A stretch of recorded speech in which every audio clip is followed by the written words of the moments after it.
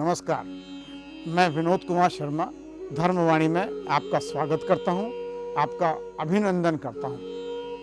आपने पिछले श्लोकों में यह जाना कि आसक्ति रहित शास्त्रों के निर्देशों के अनुसार विहित कर्म ही करने योग्य हैं, जिनको भरत जी के आचरणों से समझाया गया था। अब प्रश्न यह उठता है कि कौन से कर्म करने चाहिए जिससे आप कर्म बंधनों से मुक्त रहें। इसके लिए भगवान ने 9वें श्लोक में यह कहा है, यज्ञार्थ कर्मणो अन्यत्र लोके अयम कर्म बंधना तदर्थम कर्म कौन्तेय मोक्त संग समाचर। यानी कि यज्ञ के निमित्त ही किए जाने वाले कर्मों से अतिरिक्त दूसरे कर्मों में लगा हुआ ही मनुष्य कर्मों से बंधता है। इसलिए हे अर्जुन, तू आसक्ति रहित होकर उस यज्ञ के निमित्त ही भली भांति कर्तव्य कर्म कर। Man is bounded by own action except when it is performed for the sake of sacrifice.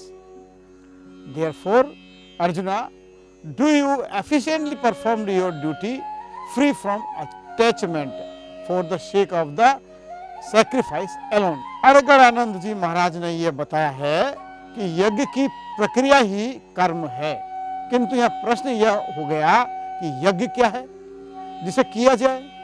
भगवान श्री कृष्ण पहले यज्ञ को न बताकर यह बताते हैं कि यज्ञ आया कहां से, वह देता क्या है, यज्ञ की विशिष्टताओं पर प्रकाश डालते हैं और चौथे अध्याय में जाकर यह स्पष्ट किया कि यज्ञ क्या है जिसे हम कार्य रूप दें, हमसे कर्म होने लगे। योगेश्वर श्री कृष्ण की शैली में स्पष्ट है कि जिस वस्तु का चित्रण करना है, जो पहले उसकी विशेषताओं का चित्रण करते हैं जिससे श्रद्धा जागृत हो जाए, उसके बाद वे बढ़ती जाने वाली सावधानियों पर प्रकाश डालते हैं और अंत में मुख्य सिद्धांत प्रतिपादित करते हैं। यज्ञ क्या है, इसके लिए जयचंद जी गोयनका ने बताया कि वर्ण, आश्रम, स्वभाव और परिस्थिति के भेद से भिन्न भिन्न यज्ञ, दान, तप, प्राणायाम, इंद्रिय संयम, अध्ययन, अध्यापन, प्रजापालन, युद्ध, कृषि, वाणिज्य और सेवा आदि कर्तव्य कर्मों से सिद्ध होने वाला स्वधर्म रूप यज्ञ है। श्री रामसुखदास जी महाराज बताते हैं कि परमात्मा प्राप्ति के जितने भी साधन बताए गए हैं वे सभी यज्ञ के नाम से कहे गए हैं, जैसे द्रव्य यज्ञ, तप यज्ञ, योग यज्ञ, प्राणायाम यज्ञ, स्वाध्याय आदि हैं। बोलचाल में यज्ञ का शब्द का अर्थ हवन से संबंध रखने वाली क्रिया के लिए प्रसिद्ध है, परंतु गीता में यज्ञ शब्द शास्त्र विधि से किए जाने वाले संपूर्ण विहित क्रियाओं का वाचक भी है। अपने वर्ण, आश्रम, धर्म, जाति, स्वभाव, देश, काल आदि के अनुसार प्राप्त कर्तव्य कर्म यज्ञ के अंतर्गत आते हैं। दूसरों के हित की भावना से किए जाने वाले सब कर्म भी यज्ञ हैं और ऐसे यज्ञ का दायित्व मनुष्य पर है। मनुष्य कर्म बंधन से तभी मुक्त हो सकता है जब वह संसार से मिले हुए शरीर, वस्तु, योग्यता और सामर्थ्य बल आदि को संसार की सेवा में ही लगा दे और बदले में कुछ नहीं चाहे। संसार में से जो मिला है उसको केवल संसार की सेवा में ही समर्पित कर दे। यानी कि सृष्टि से हमें जो कुछ मिला है वह सृष्टि को ही समर्पित कर दें। सृष्टि चक्र को संचालित करना ही यज्ञ है। हमें सब कुछ इस सृष्टि यानी प्रकृति से ही मिलता है, अतः हमारा परम कर्तव्य है कि हम सृष्टि से प्राप्त वस्तुओं का उपयोग कर पुनः उसे सृष्टि को यानी कि प्रकृति को ही लौटा दें। यदि आप ऐसा करते रहेंगे तो आप वृद्धि और उन्नति को प्राप्त होते रहेंगे। यदि ऐसा नहीं करेंगे तो प्रकृति जबरदस्ती छीन लेती है, जो बहुत दुखदायी होगा। स्वेच्छा से सृष्टि को लौटा करें, यही परम कर्तव्य है। 11वें श्लोक इस प्रकार है, सह यज्ञ प्रजा सृष्ट्वा पुरोवाच प्रजापति अनेन प्रविश्याध्वमेश वो असेतु काम इष्ट दुख प्रजापति ब्रह्मा ने कल्प के आदि में यज्ञ सहित प्रजाओं को रचकर उनसे कहा कि तुम लोग इस यज्ञ के द्वारा वृद्धि को प्राप्त हो, और यह यज्ञ तुम लोगों को इच्छित भोग प्रदान करने वाला हो। Having create mankind along with yoga, yajna, and the beginning the creation, the creator Brahma said to them, you shall prosper by this yield the enjoyment you seek.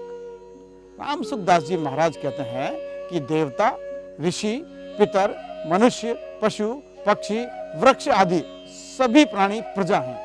Brahma ji इस सृष्टि के यानी कि इन समस्त प्रजाओं के रचयिता हैं और उसके स्वामी हैं। अतः आपका कर्तव्य पालन करने के साथ प्रजा की रक्षा तथा उसके कल्याण पर विचार करते हैं, क्योंकि जो जिसे उत्पन्न करता है उसकी रक्षा करना उसका परम कर्तव्य हो जाता है।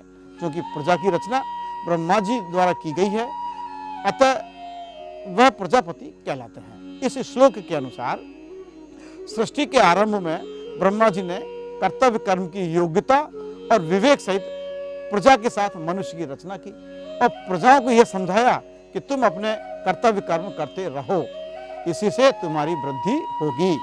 यह कर्तव्य कर्म ही तुम्हारी इच्छा के अनुसार तुमको भोग की वस्तुएं प्रदान करेगा। तुलसीदास जी ने काकभूषण जी और गरुड़ जी के संवाद में यह बताया है कि सतयुग, त्रेता और द्वापर में मनुष्यों की जो गति पूजा और यज्ञ से होती है, वही गति कलयुग में केवल भगवान के नाम से होती है। सतयुग में सभी योगी और विज्ञानी होते हैं। श्री हरि का ध्यान करके सब प्राणी भवसागर को पार कर गए। त्रेता में मनुष्य अनेक प्रकार के यज्ञ करते थे और सब कर्मों से प्रभु को समर्पण करके भवसागर से पार हो गए। द्वापर में भी रघुनाथ जी के चरणों की पूजा करके मनुष्य संसार से तर गए। दूसरा कोई उपाय नहीं है। और कलयुग में तो केवल श्री हरि के गुणों का गान करने से ही मनुष्य भवसागर को पार कर जाते हैं। कलयुग में न तो योग और न यज्ञ और न ज्ञान ही है। श्री राम जी का गुणगान ही एकमात्र आधार है। अतः सारे भरोसे को त्याग कर जो श्री राम जी को भजता है और प्रेम सहित उनके गुण समूह को गाता है, वही भवसागर से तर जाता है। इसमें कोई संदेह नहीं। नाम का प्रताप कलयुग में प्रत्यक्ष है। कलयुग का एक पवित्र प्रताप यह है कि मानसिक पुण्य होते हैं पर मानसिक पाप नहीं होते हैं। कृतयुग, त्रेता, द्वापर, पूजा, मख और जोग, जो गति होई सो कली, हरि नाम ते पावही लोग। कृतयुग सब जोगी विज्ञानी, करि हरि ध्यान तरई भव प्राणी। त्रेता विविध यज्ञ नर करहि, प्रभु समर्प कर्म भव तरहि। द्वापर करि रघुपति पद पूजा, नर भव तनय उपायन दूजा। कल युग केवल हरि गुण गाहा, गावत नर पावई भव थाहा। कल युग जोगन यज्ञन ज्ञाना, एक आधार राम गुण गाना। सब भरोस तजी जो भज राम ही, प्रेम समेत गाव गुण ग्राम ही।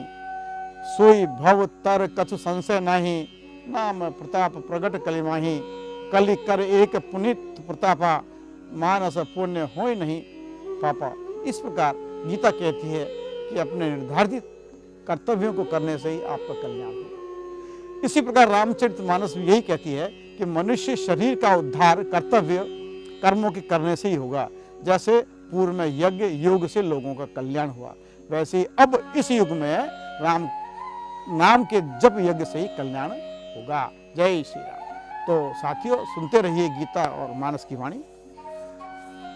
हमारा नारा गीता मानस की वाणी घर घर पहुंचानी। धन्यवाद। जय श्री राम। यदि आपको एपिसोड पसंद आया हो तो कृपया लाइक करें, शेयर करें, सब्सक्राइब करना न भूलें। जय श्री राम।